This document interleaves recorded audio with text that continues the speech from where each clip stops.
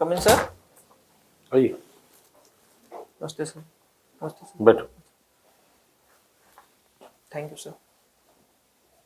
MA geography जी sir. कहाँ से किया है? सर इलाहाबाद स्टेट यूनिवर्सिटी से संबद्ध एक विश्वविद्यालय से किया है सर। अच्छा, क्या नाम है उसका? सर इंदिरावास कुमारी मेमोरियल डिग्री कॉलेज। अच्छा, और कब किया है एमए आपने? सर 2022 में। 2022 में। Yes sir. ठीक है। ज्योग्राफी में जो क्लाइमेटोलॉजी तो पढ़ा होगा आपने? जी सर। जलवायु विज्ञान। जी सर। उत्तर प्रदेश की जलवायु कैसी है? सर मूलतः उत्तर प्रदेश की जलवायु तो गर्म ही मानी जाती है। सर लेकिन उष्ण मानी कटिबंध जाती है या है गर्म? जैसे सर गर्म जलवायु है, साल के अधिकांशतः दिनों में गर्मी यहाँ पाई जाती है। सर केवल ठंडी को छोड़ के जो ऐसा सर्दियों को। सर मुझे लगता है सर कि हमारी जो सर क्या बोल रहे हैं सर, जो विषुवत रेखा है हमारी भारत के सबसे नीचे से गुजरती है। उसके बाद सर विषुवत रेखा के ऊपर उष्ण कटिबंध में भारत का कुछ क्षेत्र आता है। उसके बाद उपोष्ण कटिबंधीय जलवायु है सर, उत्तर प्रदेश में आती है, लेकिन सर मूलतः गर्मी यहाँ पाई जाती है। अच्छा, और कृषि के लिए कितनी उपयोगी है उत्तर प्रदेश की जलवायु? सर उत्तर प्रदेश में अलग अलग क्षेत्रों में अलग अलग प्रकार की जो है कृषि के लिए उपयोगिता हम देख सकते हैं। जैसे सर अगर दक्षिण में देखेंगे तो पठारी क्षेत्र है, बुंदेलखंड रीजन है, तो वो सर कृषि के लिए उतना उपयुक्त नहीं है। लेकिन सर अवध का क्षेत्र और हम देखेंगे कि उत्तर का जो नेपाल से सटा हुआ तराई क्षेत्र है, वहाँ सर मूलतः धान, गेहूं, गन्ना और मक्का की कृषि हम लोग अधिकांशतः देखते हैं सर। मिलेट्स भी होते हैं उत्तर प्रदेश में? हाँ सर होते हैं। जो किस क्षेत्र में? सर बुंदेलखंड रीजन में होते हैं। अच्छा, इंटरनेशनल ईयर ऑफ मिलेट्स भी है अभी। जी सर। उसके बारे में क्या जानकारी है? सर भारत के जो है रिकमेंडेशन पे सर यूएन द्वारा घोषित किया गया है 2023 को सर। इसमें सर मिलेट्स के जो है लाभ को और इसकी जो है उपज को बढ़ावा देने की बात की गई है। कुछ उदाहरण दीजिए मिलेट्स के। सर जैसे बाजरा हो गया, रागी हो गई सर। क्या इससे एडवांटेज क्या है? सर ये मोटे अनाज से सबसे बड़ा एडवांटेज तो यही है सर कि इसे स्वास्थ्य पे जो है सकारात्मक सुधार देखा जाएगा लोगों में, क्योंकि सर एक तो ये सस्ता है अन्य अनाज की तुलना में, और दूसरी चीज़ है सर कि ये भारत की पारंपरिक जो खान पान है उससे जुड़ा हुआ है, तो लोग न्यूट्रिशन के मामले में? हाँ सर, न्यूट्रिशन के मामले में ये अन्य अनाजों से बेहतर है। जैसे सर वर्तमान में हम लोग फोर्टिफाइड अनाज की बात करते हैं, लेकिन सर अगर मिलेट्स को हम लोग बढ़ावा देंगे तो हमें उस और उतना प्रयास नहीं करना पड़ेगा जितना मिलेट्स से हो जाएगा सर। एसीजेड एक कॉन्सेप्ट है, सुना? Special economic zone. Yes sir. Uttar Pradesh में है कोई? हाँ सर। कहाँ है? सर उत्तर प्रदेश में लगभग से 31 एसईजेड बनाए गए हैं। हाँ सर, मूलतः हम लोग नोएडा और इधर देखते हैं सर, नोएडा रीजन में सर ज़्यादा है। उसमें एक कॉन्सेप्ट होता है इंटरनल एक्सपोर्ट जी सर। या इंटरनल इंपोर्ट, यस वो क्या है? सर जहाँ तक मैं सोच पा रहा हूँ सर, भारत से ही या सर राज्य से ही एक्सपोर्ट इम्पोर्ट की बात करते हैं वो लोग। एक्सपोर्ट तो आउटसाइड कंट्री होना चाहिए। जी सर। फिर तो एसीजेड तो हमारे देश में है, जी उसमें एक्सपोर्ट इंपोर्ट का कॉन्सेप्ट कैसे होगा? सर मुझे लगता है क्षेत्रीय चीज़ों को बढ़ावा देने के लिए होगा, आई थिंक सर, जितना मैं सोच पा रहा हूँ। हम लोग बड़ा दिन कहते हैं। बड़ा दिन से हम लोग क्या तात्पर्य है? बोलते हैं ना बड़ा दिन, कब बोलते हैं? सर दिसंबर में आता है ना बड़ा दिन। हाँ सर। वो क्या है? सर उस दिन विषुवत रेखा पे सर सूर्य की किरणें सीधी पड़ती हैं, और सर हम अगर अपने यहाँ देखते हैं तो सर 23 डिग्री नॉर्थ पे सर सूर्य की किरणें उस दिन सीधी पड़ती हैं, तो वो उस दिन जो है सर दिन की अवधि अन्य की तुलना में ज़्यादा होती है सर। उसके बाद क्या होता है? ये कौन से तारीख को आता है? सर 22 दिसंबर के सर आसपास, आई थिंक सर। सोल्स्टिस क्या बोलते हैं इसको? हाँ सॉरी सर, मेरी कॉल नहीं कर हिंदी में क्या बोलते हैं सोल्स्टिस को? अच्छा ठीक है।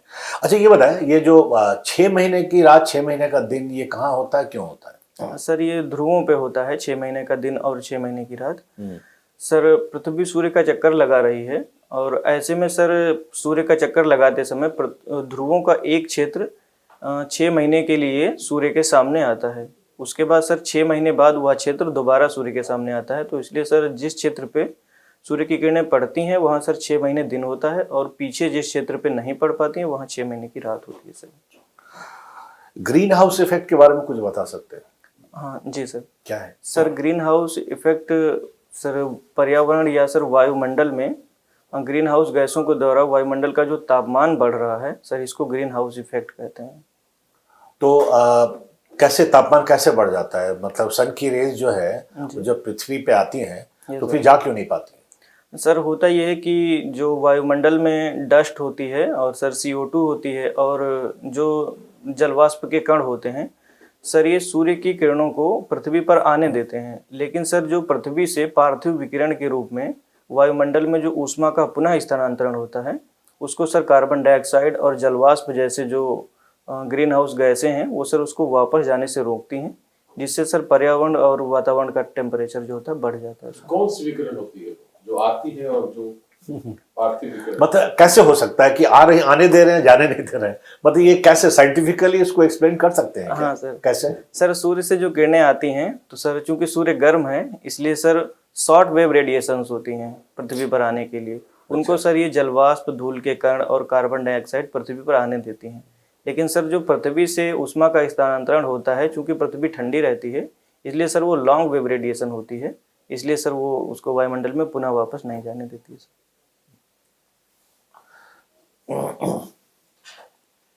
2024 में जी सर। विश्व भर में कई देशों में इलेक्शंस होने वाले हैं। 5-6 का नाम बता पाएंगे? सर अभी तो एक तो भारत में ही होने वाले हैं, दूसरा सर बांग्लादेश में होने वाले हैं। भारत की नज़र सामरिक दृष्टिकोण से किन इलेक्शंस पर होनी चाहिए? सर पहले तो भारत के पड़ोसी देशों पे ही होनी चाहिए भारत की नज़र। केवल बांग्लादेश है या और भी है?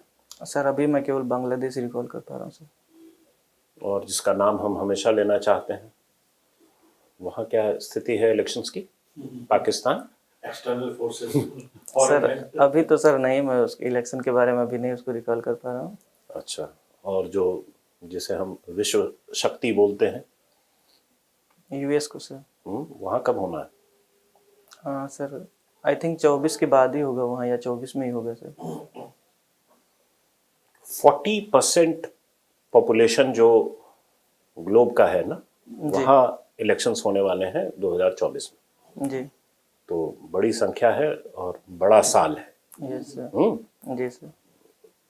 तो आपकी नज़र होनी चाहिए यस सर। अगर आप भारत के बारे में सोचते हैं और अगर आपको लगता है कि इलेक्शंस और राजनीति का फर्क पड़ता है हमारे भविष्य पर, आपको लगता है पड़ता है? Yes sir. अच्छा, क्या लगता है कि politics today is more important और द ज्योग्राफिकली गिवन, जो मतलब हमें ज्योग्राफी दे देता है वही हमारे जीवन को प्रभावित करता है ज़्यादा, या जो राजनीतिक अवस्था जो बदलती रहती है वो ज़्यादा महत्वपूर्ण है?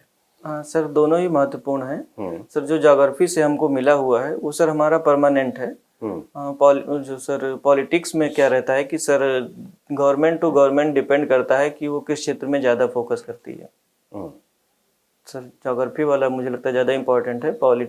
सर जो पॉलिटिक्स है उससे सर बाहर से एक्सपोर्ट इम्पोर्ट और सर व्यापार पे, इकोनॉमी पे, इन सब का प्रभाव पड़ता है सर। अच्छा, हॉबीज़ क्या क्या हैं आपकी? सर मेरी हॉबी डायरी लेखन है। डायरी लेखन? जी सर। तो डायरी आप अपने कंजम्पशन के लिए लिखते हैं ज़्यादा, या आपको लगता है कि कोई काश मेरी डायरी पढ़ ले तो फिर मुझे जानेगा बेहतर? सर वैसे तो किसी की भी डायरी पढ़ के कोई व्यक्ति किसी को जान सकता है सर। मूलतः मैं अपने ही बारे में डायरी में लिखता हूँ, जो मेरी डेली की दिनचर्या रहती है उसको। अच्छा, इसका डिजिटल अपोजिट क्या हो सकता है? कोई डायरी अपने कंजम्पशन के लिए लिखता है कि कोई दूसरा ना पढ़े, और कई ऐसे प्राणी होते हैं जो अपने लिए कुछ नहीं रखते हैं, वो चाहते हैं कि जो भी हो वो सब जाने। जी। तो कोई मीडियम है वैसा, डिजिटल मीडियम, जहां वो सब कुछ आप बता सकते हैं?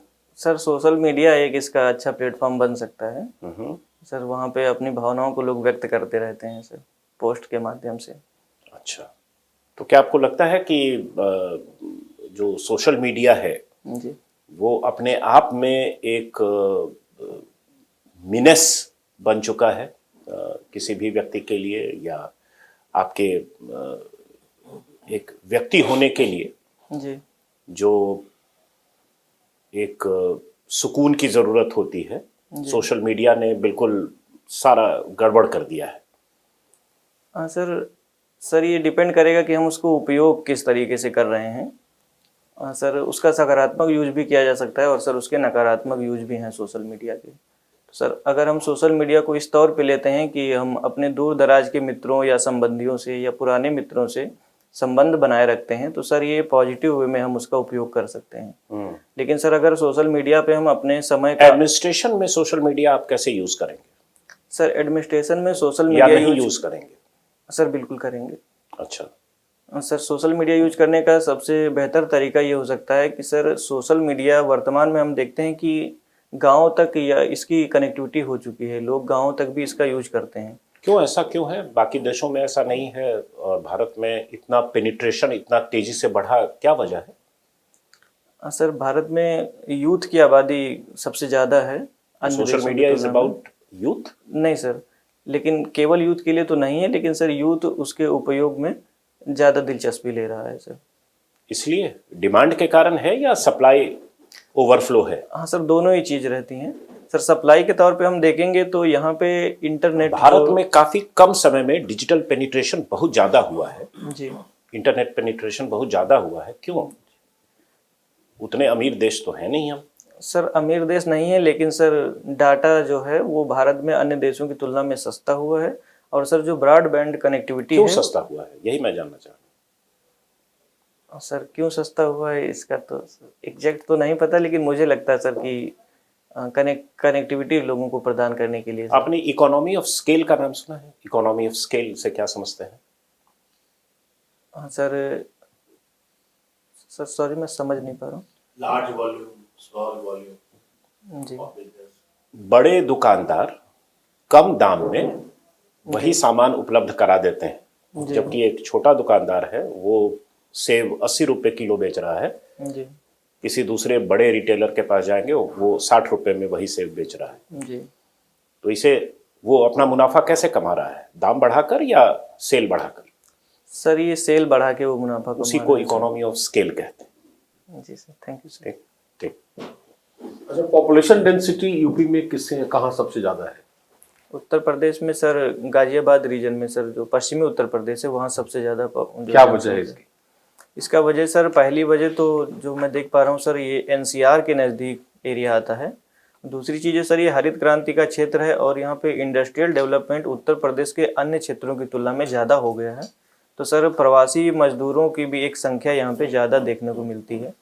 हाँ, तीसरी चीज़ है सर कि यहाँ पे रोजगार के वो अवसर मिल गए हैं, आईटी क्षेत्र भी यहाँ पे विकसित हो रहा है, तो इसलिए सर यहाँ घनत्व तो ज़्यादा है। ठीक, thank you. Thank you sir. Thank you sir.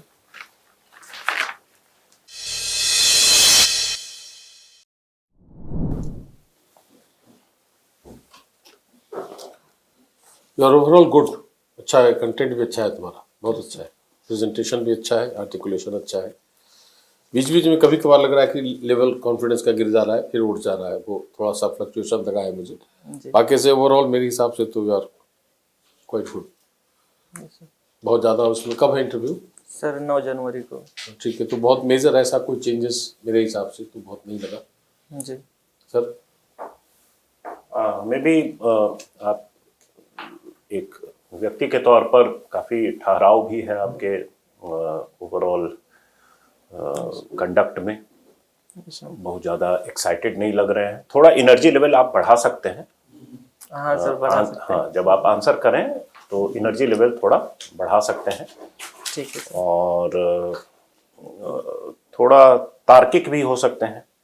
जी तार्किक इन द सेंस कि जब ओपन एंडेड क्वेश्चन अगर जब आए तो उसमें केवल सरफेस पर नहीं रहना है, थोड़ा डेप्थ को भी एक्सप्लोर कीजिए।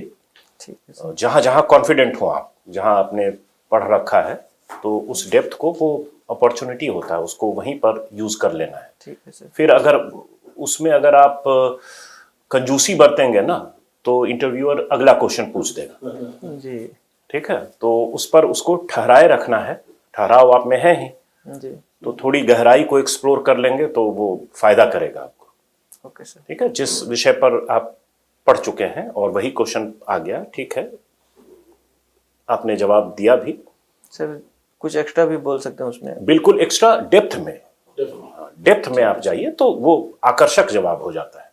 Yes sir. ठीक है, उसके डेप्थ को एक्सप्लोर कीजिए, लेटरली मत अनवांटेड कुछ बोलिए, डेप्थ एक्सप्लोर कीजिए। उस पर आपने पढ़ा है, उस पर उसकी गूढ़ बातें आप जानते हैं, उसके फंडामेंटल प्रिंसिपल्स को आप जानते हैं, जी। तो आप उन चीज़ों को उद्धृत कीजिए, तो उससे जवाब आकर्षक बन जाता है। Okay, otherwise you are good.